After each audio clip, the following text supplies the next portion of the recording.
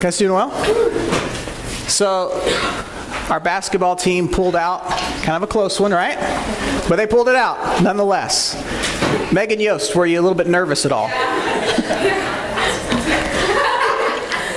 I don't think I've ever met a bigger Buckeye fan than Megan Yost. If you guys know of one, you maybe can introduce me just so I can meet them later on. But I met Megan her freshman year in our Bible study in Baker, and I was like, this girl's really serious about her Buckeye sports, like nobody else I've ever met before. But that's good. So they're going to go all the way, right, Megan? That's awesome. So we've had a good week this week, and even over the past couple weeks as a church, and I'm just really glad that you're here to continue sharing in this with us tonight. My name is Jason, if I haven't met you. I'm glad you're here tonight. And we've been going through this sermon series called Cultural Epicenter, just looking at a few things that are really central to a lot of people's lives, and especially within our culture. And tonight we're going to look at and kind of wrap up things with the topic of action. And I just want to encourage us as a church here tonight with some of the things that have been going on over the past couple weeks. How many of you guys went on the Mexico mission trip? Raise your hand. So these are our Mexico mission trip team members. And I know a lot of you guys have been on mission trips in the past, right? And you guys know, if you've been on a trip, you know how hard it is to raise funds sometimes for these trips. You know, I think their fundraising was somewhere in the ballpark of $1,500, somewhere around that. Is that right? Maybe not exactly, but somewhere in that ballpark. That team put together financially over $27,000 for that team, which was $5,000 over what they needed for that trip. And so we were able to go and take that money down to the orphanage that we work with there in Mexico and bless those kids that need a blessing. You know, they don't have parents looking after them like many of us have had in our life. And what a blessing as a church to take them $5,000. That's a lot of money to me. I don't know about you guys. You know, and then this past week, how many of you guys went to the fashion show? I'll be completely honest to you, like that is not my thing. If you don't know, not my thing at all. Fashion, I don't really understand it. I kind of wish I was like Charlie Brown and just had the same thing to wear every single day. I think that would be really cool and a lot less of a hassle. And some of you might look at me and go, you kind of wear the same thing every day anyways, right? Pretty much. So the fashion show, just what an incredible night, right? Just what an incredible thing. And if you weren't there, just what we were doing was trying to help raise awareness and raise funds to help fight human trafficking in the state of Ohio, in the United States, and across the world. And I talked to Andy, and we got some text that night about exactly, you know, a ballpark figure of how much was raised for that. And there were 5 organizations, right, that we were splitting that money up to, and we got to give around $10,000 to those organizations to go continue help fighting human trafficking in Ohio, in the States, in around the world, really. And I want you to think about that, not in terms of the money. You know, we can get hung up on money, and we could do another event later, and we might not raise as much, and we might get discouraged. But what I want you to think about when you think about these things that have happened over the past couple weeks, and you remember them back if you went to the Mexico trip, or if you were at the fashion show. And what I want you to remember are the orphans that are being taken care of now. And I want you to think of the women that have a way out of the lifestyle that they're in right now. Or their kids that need a parent to care for them. And they're getting the skills and the occupation training that they need now to take care of their kids. Those are the things I want you to think about when you think back on these weeks. Not necessarily numbers. Those are a great thing, and they mean a lot to those people. But I want you to think of the people, and just what a blessing it has been for us to do that. And I'm just incredibly excited about those things. I mean, I don't know how many people in this room, but there's not a lot of us. But that's a major impact that we're making in people's lives around. And it's just an incredible, incredible thing. And it's perfectly in line with what I want to talk about tonight. So if you have your Bible, open up to Luke chapter 10. I really hope maybe we can answer these questions, because I think they're questions that all of us face at some point in our life. Questions like, God, what do you want me to do? Anybody ever asked that question? I know I have. Have you ever asked the question, can I even make a difference? I think there's 2 big questions that most all of us will ask at some point in our life, and maybe even in a discouraging way, maybe not kind of like a positive, like I want to make a difference, but I can't even make a difference. And tonight, hopefully we'll answer those questions through the story of the Good Samaritan. If you've got your Bible open there to Luke chapter 10, you might have noticed a title there at the top. But this story it's a love story about a lot of people. There's a lot of organizations out there, a lot of missions organizations, a lot of soup kitchens, a lot of churches, all kinds of things name themselves after this story in the Bible of the Good Samaritan.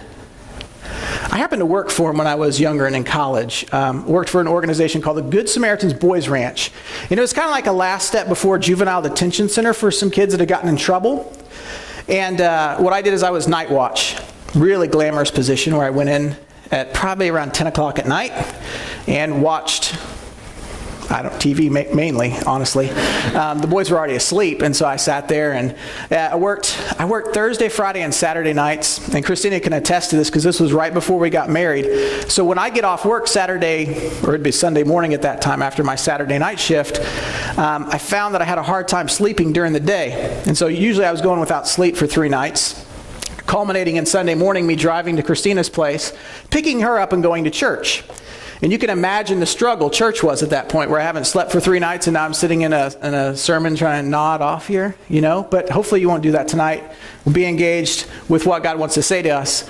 But this Good Samaritan's Boys Ranch kind of reminded me of this story here, that a lot of people identify with this story.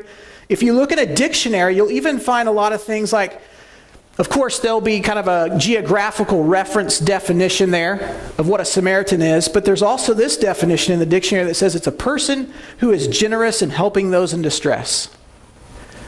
So from this story in the Bible, it's affected a lot of things in the world. And I don't know where you're at tonight, and it probably really doesn't matter where you're at tonight. You may have followed Christ for a long time. You may be brand new to it. You may be kind of skeptical of it. But I think most all of us could look at this story and say, this is a good thing to help people in distress. And so what I want us to do is, before we jump right into that story, I want us to kind of see where this story comes from, because I think it's going to help us understand the true meaning of what Jesus is trying to say when he tells the story of the Good Samaritan.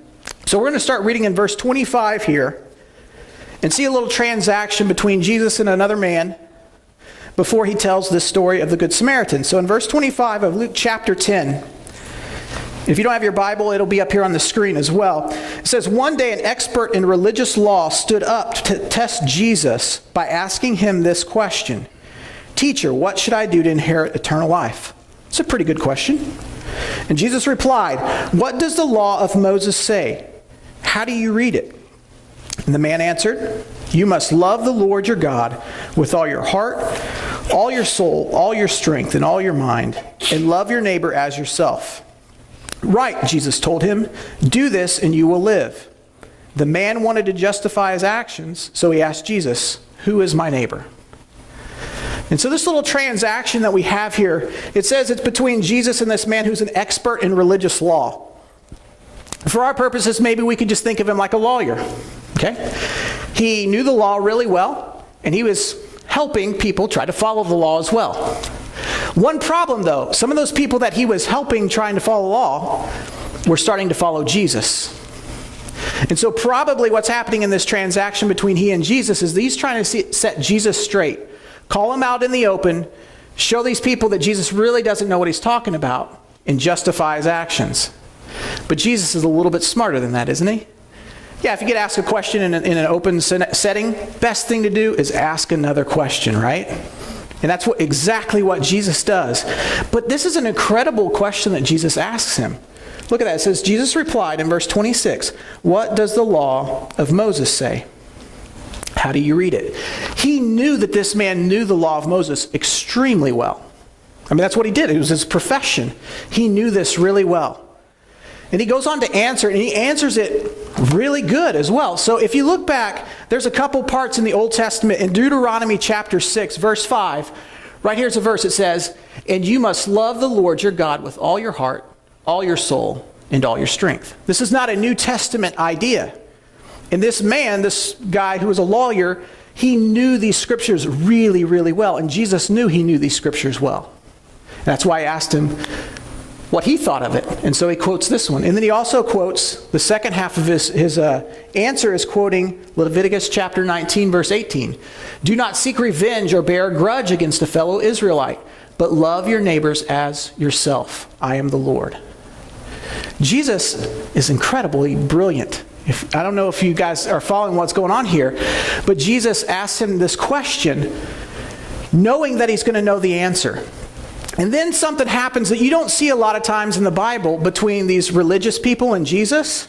Notice what happens in verse 28. He says, right. He agrees with them. How many times in the Bible do you see Jesus agreeing with these religious people? Usually it's kind of like a fight, right? They're disagreeing. These religious people are really fighting. Jesus finds some common ground with him, and they're actually agreeing on the subject here. He's like, you're actually right with your answer, which is incredible here. But then, sadly enough, in verse 29, the man wanted to justify his actions. And so he asked Jesus, who is my neighbor? And that question is actually kind of troubling, what he asked here. Because basically he's saying, think about if you live in a house or an apartment or anything like that. Basically, he's looking around him going, how far does my love have to extend? That's the heart of his question here. And I think sometimes as church people, even us, this guy included, we focus on the loving God. But here, the answer to the question, what must I do to inherit eternal life, is to love God and love people. Jesus did not separate the two. And we shouldn't either. And if you remember way back when we started this series, Ed brought up a verse in Matthew 25 that said, when Jesus said, what you've done for the least of these, you've done for me. In all of his ministry, he never separated loving God from loving people. And so that's where this story of the Good Samaritan comes from. He wants to illustrate what it means to be a neighbor, not who is your neighbor. And we're going to catch that as we go through this story. That's a big difference there. He's not answering the question of who is my neighbor. He's answering what it means to be a neighbor. Big difference there. So let's pick up our story here in verse 30 of Luke chapter 10, the story of the Good Samaritan. And then, of course, if Jesus wasn't replying with another question, he was generally replying with a story. Okay, so he didn't answer a lot of questions straight up when people asked him, but he was really trying to get people to think about what they were doing and what they were thinking. And so in verse 30 it says, Jesus replied with a story. A Jewish man was traveling on a trip from Jerusalem to Jericho, and he was attacked by bandits. They stripped him of his clothes, beat him up, and left him half dead by the side of the road. It's not a good situation here. And kind of if you go back and study a little bit of history, this road to Jerusalem, to Jericho, was actually a well-traveled road. Okay, this isn't just some random trip that he's bringing up with the guy. It's actually one that he would have well known. And what back in the day, King Herod actually made a winter palace in Jericho. And so a lot of kind of rich people and important people would make this trip from Jerusalem to Jericho to this palace. And of course, because rich people are traveling on that road, some other people decided, hey, there's some nice hiding spots along this road. I bet I'll hide behind one of these rocks, jump out, and rob people. And this was actually a common thing that would happen. So this is not something that's foreign to the guy when he brings it up to him here in the story. And he goes on in verse 31 and says, by chance a priest came along, but when he saw the man lying there, he crossed to the other side of the road and passed him by. A temple assistant walked over and looked at him lying there, but he also passed by on the other side. So you've got two people come here. And this is the significance of these two people that walk by. First, the priest. This is the highest ranking Jewish official. So this is a big dog guy here. Very important. And you see him just pass on by this guy. Walks over him, goes to the other side of the road, and goes about his business. And there it says a temple assistant. This person was basically someone that took care of all kind of the odds and ends work around the temple. Okay, so if you want to think of this, Ed's kind of like the priest. I'm kind of like a temple worker here. Okay, kind of put this in perspective for us. Okay, so these are the two men that passed by this beaten up guy who's basically left for dead. Now this guy didn't just get punched. He's not hurt just a little bit. I mean, he's left for dead. He can't get up and get help himself, basically. And so that's what we have here. Rolling into verse 33. Then a despised Samaritan came along. Now the significance of this part here is incredible because the man probably was expecting to go from high-ranking Jewish official, kind of second in command Jewish official, to a common Jewish person. But what he goes straight to this despised Samaritan. And what you may not know is that there was really bad blood between Jewish people and Samaritans. And the reason why, if you go all the way back to the Old Testament, you'll find when the nation of Israel split into two kingdoms. So you had King David, and then you have King Solomon, and then the thing splits into two kingdoms. The north kingdom is Israel. Guess what its capital is? Samaria. The southern kingdom is Judea, and guess what its capital is? Jerusalem. Guess what? Both of them think they're the right ones. And so this bad blood over, all these years has built up and built up and built up. And you can go back and study some historical accounts to find that actually when people would travel through Samaria to get to Jerusalem, like they would attack those people and beat them up. And you can even flip back to chapter 9 of Luke, and the same thing kind of happens to Jesus. Jesus goes through Samaria, and they're very hostile towards him. The disciples want to kind of retaliate, and Jesus is like, no, haven't you guys been listening to me? That's not what we're about. We're just going to move on from here. And so there's a lot of bad blood, and these people hated the Samaritans. This guy, this lawyer, would have hated the Samaritans. And Jesus does something incredible here and makes this person the hero of the story. So let's read on here, starting again here in verse 33. Then a despised Samaritan came along. And when he saw the man, he felt compassion for him. Going over to him, the Samaritan soothed his wounds with olive oil and wine and bandaged them. Then he put the man on his donkey and took him to an inn where he took care of him. The next day he handed the innkeeper 2 silver coins, telling him, take care of this man. If his bill runs higher than this, I will pay you the next time I'm here. Now, which of these 3 would you say is a neighbor to the man who was attacked by bandits? Jesus asked.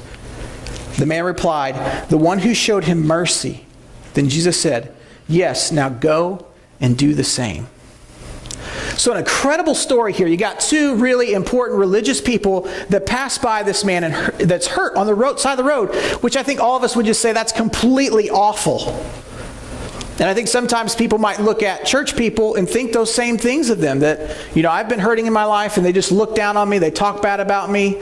I know I don't have my act together, but, at least maybe they would be kind to me, care for me.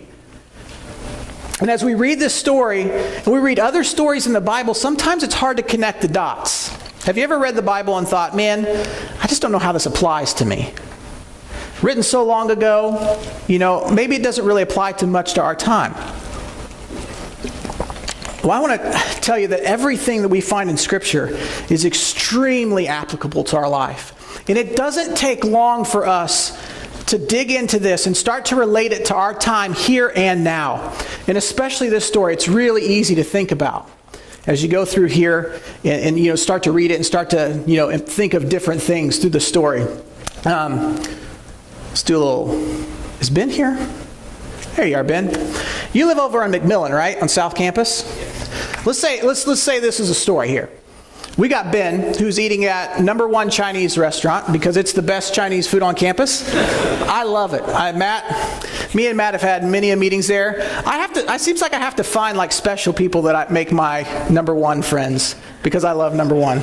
I don't know if you like it or not, Ben, but let's just say you're eating at #1 Chinese.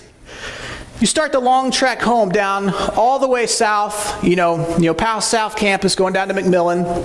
Some of those alleys can be kind of dark and scary at night, especially for a big guy like Ben. And Ben's trekking along the road there, and all of a sudden a couple guys, which is not abnormal, right? You could Google attack on OSU campus, and you'll see lots of hits come up, okay? So let's say that a couple people jump out, beat up Ben. He's a big guy, but there's 2 or 3 of these guys. They beat him up. They take his money. They take his phone. They take his watch. And they just leave him there. And Ben's in pretty bad shape to where he can't get up. He can't call for help. He doesn't have his phone. So he's in a bad situation. He's just sitting there. And let's say that Ed comes along. He's walking down the street. If you ever met up with Ed, sometimes he's running a little late. He might be late getting home to Tammy. And he sees Ben there, but he's like, man, Tammy's going to be really mad at me if I'm late tonight. So I'm just going to kind of go over to the other side. Hopefully he doesn't see me. He looks pretty bad. His eyes are kind of swollen, so maybe he won't see me. I'm going to rush on by him and go on my way. Maybe 5 minutes go by. Ben's getting a little bit more discouraged because he's like, maybe no one's going to help me. And let's say I come walking by. I'm kind of like this temple assistant here. I come walking by.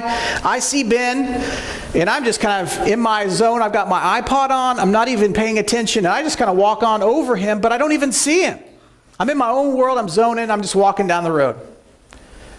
And Ben gets real discouraged at this point because he's like, my two pastors just passed me by. I don't think anybody else is going to help me here. But something miraculous happens. Somebody comes walking down this alley wearing a maize and blue coat, got a hat with a big M on the front of it, sees Ben and feels for Ben in his situation. And he goes over to Ben. He starts talking to him, trying to see what's happened, trying to see if he's okay, what's hurt, what's injured, so that he can move him properly and get him the right help that he needs. He's find out that, Ben's leg is broken, so Ben's not going to be able to walk. This guy's not very big. Ben's pretty big. But he picks him up, puts him on his shoulder, and walks him all the way over to the OSU Medical Center. Walks him in there, goes up to the front. They get into the ER. They start taking care of him. The guy doesn't just take off. He sticks around. He finds out how Ben's doing. He finds out Ben doesn't have medical insurance. Pulls out his wallet and said, here's, whatever kind of the fee just to get him in here. I'll give it to you, whatever it is. Gives him a couple $100 and says, whatever it is, I don't want you to send it to Ben. Whatever his bill ends up being, I want you to send it to me. And Ben gets the care he needs, gets better, moves on. And it wasn't the people you would expect to help you, Ben. It was the person you least expected to help you. And here in this story, we see this exact same thing. And so if you've ever thought that the Bible isn't applicable to you, just think a little bit about it. Because it's extremely applicable to us in every single way. Because what we see here with all of this, I see three great characteristics about this Samaritan. And if you're taking notes tonight, you may even just want to jot these down real quick. But just three characteristics real quickly of the Good Samaritan. The first one, it's not even really mentioned in the passage, but I think it begs us to answer this question and to make this comment in our culture today because of what I see around us, is that the first characteristic of the Good Samaritan is that he's aware of those around him. You can take a walk around campus. 80-90% of the people are probably going to have some earbuds in, listen to music, maybe their head down, not even paying attention to anything that's going on around them. Honestly, when I take off on a run, I put my headphones on and I just go. And it's funny because I'm like, I don't even know how many cars I've passed. I may not even know if I passed people. And it's easy for us just to zone in and zone out and go about our business and not even be aware of the people that are around us. And I think that's the first important thing we have to realize about this Good Samaritan, is that he was aware that Ben was laying there on the side of the road in need. And we might pass right over that. But I think we need to take care and look at that. I was even at the grocery store yesterday with my dad and saw people walking around with headphones in the grocery store. I was like, that's just weird. I don't understand that. Maybe you do that. That's not offensive to anybody. I'm sorry about that. But it's just different to me. And I think we need to be aware of those things, that we need to be aware of the people around us. The second characteristic of the Good Samaritan, and this is a big one. In verse 33, you'll notice that it says, then a despised Samaritan came along, and when he saw the man, he felt compassion for him. The second characteristic is that he is compassionate. Now, the definition of compassion is to feel with and for others. It's really the opposite of selfishness. And if you think about it, and you know much of Scripture at all, I would say it's a distinctive characteristic of who God is. And you can go through, especially a lot of the Gospels, and see Jesus being incredibly compassionate. You look at Matthew 9:36, Matthew 4:14, Matthew 14:14, Matthew 15:32, Matthew 20:34, Mark 1:41, Mark 6:34, Mark 8:2, Luke 7:13. It's all over the place. And you see Jesus saying, or you see it said of Jesus that he's having compassion on people because they're sick, they're hungry, they're lost, they're grieving. Whatever the situation they might be in, whatever state they're in, Jesus is constantly seeing people and having compassion on them. He's aware of them and he has compassion for them. And I think a big thing to note here is that this isn't just compassion for his friends, his disciples, the guys that were following him around that thought he was pretty cool. But this is compassion towards his enemies. And again, if you think about this, the man hurt on the side of the road was a Jewish man, and the guy walking that had compassion on him was a despised Samaritan. These were enemies of all enemies in that time. And so our call to compassion is not just one to the people that we like, our friends, our acquaintances, but these are the people even that are our enemies in life. And I think sometimes, it might be something even, far off from church stuff, but I think it begs us to answer this question, like, why sometimes do Christians seem so mean to people? You ever thought that? I've thought that before.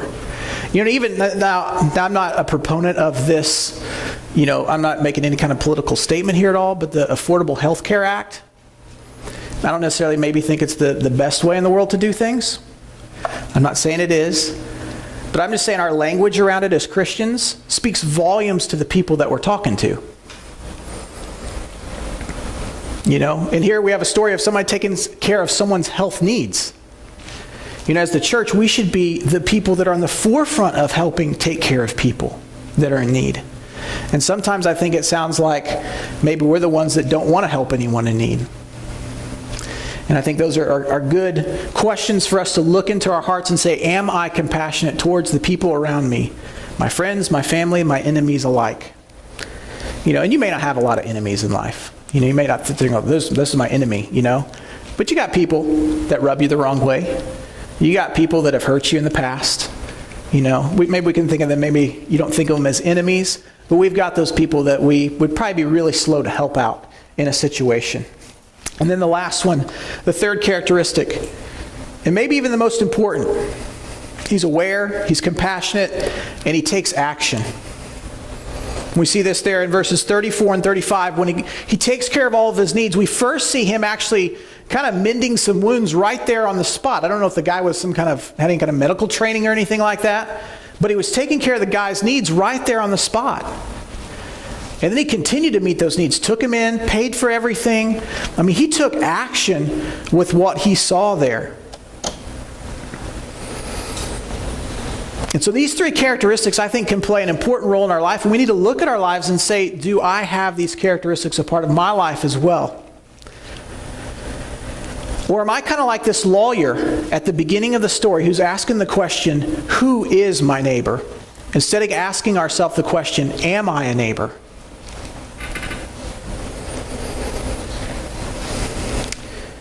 Because I think if we ask the question, who is our neighbor, we're really just trying to justify our actions. How far out does my love have to go? Is it to the guy next door? I kind of live on a corner, so maybe I'm off the hook for this side of my house. I just have to go for this side of my house. Well, I live out in the country, so I don't really have any neighbors, so I'm off the hook completely. No, that's not the right question. That's a justifying question to ask. But notice how Jesus spun it around on him at the end. When Jesus in verse 36 says, now which of these three would you say was a neighbor? He didn't answer the question of who his neighbor was. He was basically looking at him going, are you a neighborly person? And that opens us up to every person that we come in contact with. And I would suggest that it even opens us up to some people we're not in contact with. I don't know, I've never been down to Mexico, to the orphanage. But I love it that our group sponsors, little Yunwell is his name. Our group sponsors there. We got to send him a soccer ball with the team. Just to give him a card and tell him that we care about him and we're praying for him. Never met him. But I think we're responsible for people like that as well as our neighbors. And I think when we talk about taking action, our attitude makes all the difference in the world. If we wake up in the morning and we really don't expect God to use us at all, probably won't. But I like to suggest that I bet God actually wants to use most of us every single day we wake up. And what a difference it would make if we just woke up with that expectation that God's going to use me today. I want to be aware, I want to be compassionate, and I want to take action when I see those things come up. We should expect God to use us every single day.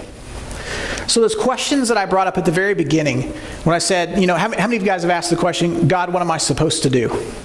I've asked that question a lot in my life. And the answer's simple, like here. Jesus just said, go and do just the same. Be like this Samaritan. That's what Jesus said. And I'll never forget a time when God kind of drove this story really deep into my heart. Christina and I had been going through a period of time in our life where we're kind of saving up some money for some different things.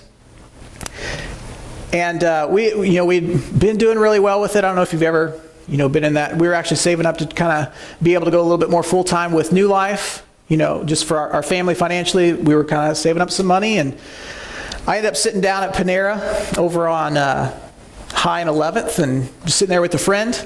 He starts telling me about this story about he and his wife are having a really hard time paying their rent. And this is several years ago. And I remember looking at him and thinking in my heart, like, I'll just tell this guy I'm going to pray for him. That's what you do, right? I'll be praying for you. Maybe if I'm really good, I'll actually pray for him right there at the table. That's really good Christian stuff right there, right? But I felt God in my heart saying, you could pay his rent right now. And I remember thinking, no, but that's my money for this. And God was like, really? And so I remember, I don't even think this might be a bad thing for those of you that are married, but I don't know that I even called Christina. But back then I used to carry like one check in my wallet, and I pulled it out and wrote him a check, and you said, I want to help you guys. Like, I love you guys, you're my friend. As a friend, if I can help someone's need, and I'm looking at them going, help his need, go into action. Maybe that's not what we do every time, but I knew that's what God was calling me to do at that point in time. And what was interesting about that period of time in our life, we started getting letters from friends that had supported us in our move up here to Ohio. And they were going on mission trips, and they're like, hey, we're raising funds for mission trips. And Christine would be like, I think we need to give some money to this person to go on this mission trip. And I'm like, that's our money for this. We can't do that. And I think we ended up giving all that money away, and then God provided it all right back. And it's just an incredible time in our life where God was really speaking to me about taking action. If I have a friend in need, and I can look them in the eye and not do anything about it or meet that need, I better meet that need. I think that's the heart of the Samaritan here in this story. And that other question that I asked at the very beginning, can I make a difference? I bet that's one that a lot of us ask. Can I even make a difference in the world? There's so much wrong. There's so much need. Can I even make a difference? And I know a lot of you guys were out on the Oval selling some tickets for the fashion show this week and weeks before, and it was cold, and I'm sure it was a great time, but I'm sure you were really cold while you were out there as well. And Ed was telling me a story of a conversation that he had, talking to a guy. I mean, it's a good thing that, do you want to end human trafficking? Who's going to say, no, I don't want to end human trafficking? It's a good way to start a conversation with somebody. Yeah, I want to end human trafficking. Start talking to him, talk about the fashion show, tell him what's going on. For students, only $10 to go, and all of that money goes to these organizations that are helping women get out of those lifestyles. An incredible thing. And this guy, I'm not knocking the guy at all, because I know what he's thinking. I've been there before. And in the end, makes this comment, well, someone else will go. And how many of us have thought that before? And what if every one of us thought that? No one else will go. And if you're thinking that, I almost guarantee you that God's saying, no, I want you to go. I want you to be the one to be involved in that. I want you to be the one to give some money to that. I want you to be the one to help your friend that needs to move. I want you to help this person do this or that, whatever it is. God's probably asking you to do those things if they're already you're already debating those things in your heart. God's probably asking you to do those things. And so can you make a difference? You sure can. Every day you can. You may not solve the problem of world hunger tomorrow, but I bet you could bless someone's day immensely tomorrow. Tomorrow. You wake up tomorrow, I bet you could make someone's day. Some of you guys don't believe me, and that's okay. But I bet you could completely make someone's day tomorrow. So as we kind of finish up tonight, I just want to challenge you with a couple things this week from this passage to take on the heart of the Good Samaritan, to be aware of the ones around you, to have compassion towards them, and to take action when you see a need. And this is what I want you to do. Someone in this room tonight, or maybe somebody in your Bible study, someone that's a part of New Life, I want you to be a blessing to them this week in some way. It's a challenge. I dare you.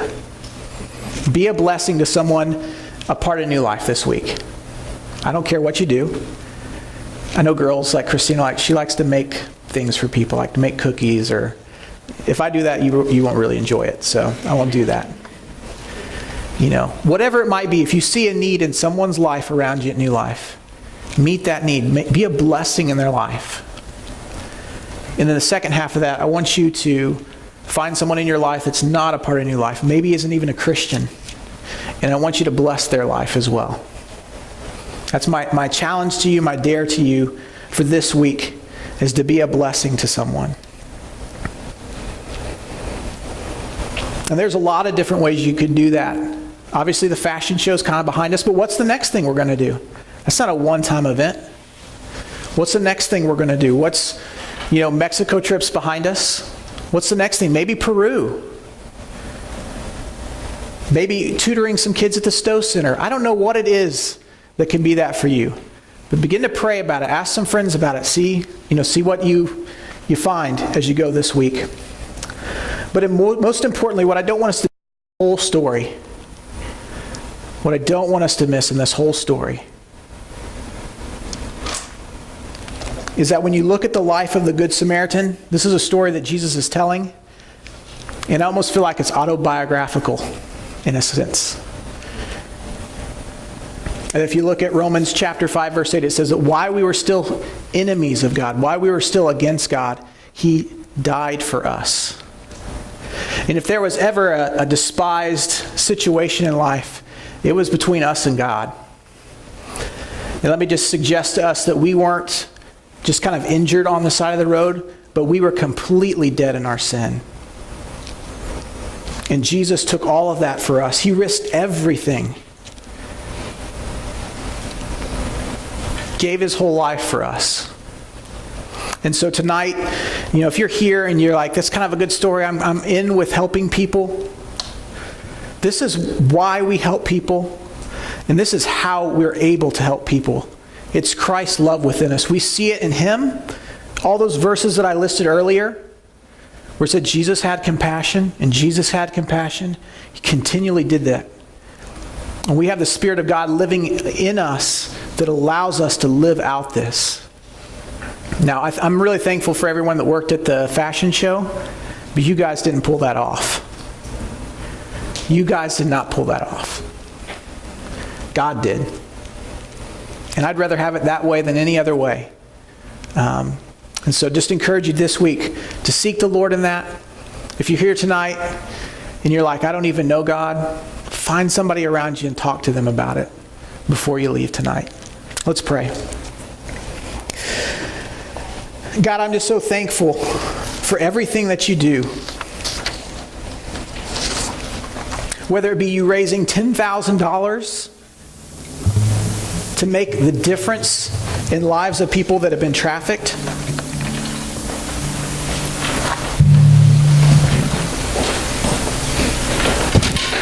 Whether it be sending people down to work with orphans.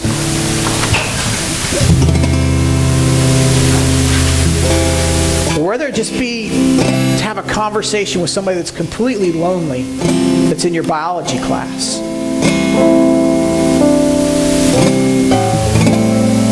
God, I pray that you would speak to us about all of these things, what you want us to do. God, we're your hands and your feet. And because of that, we expect to be used.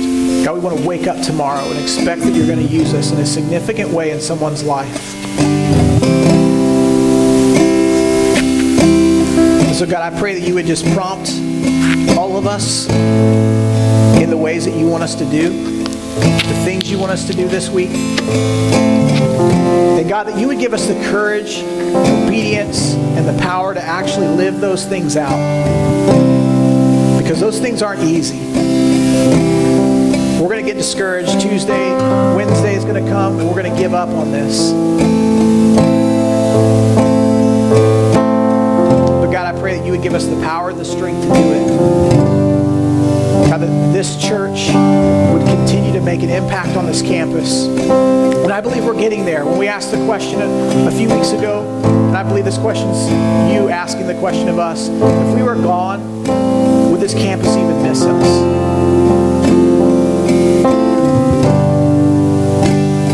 And I pray that that answer would be a resounding yes. And so God, move in us this week.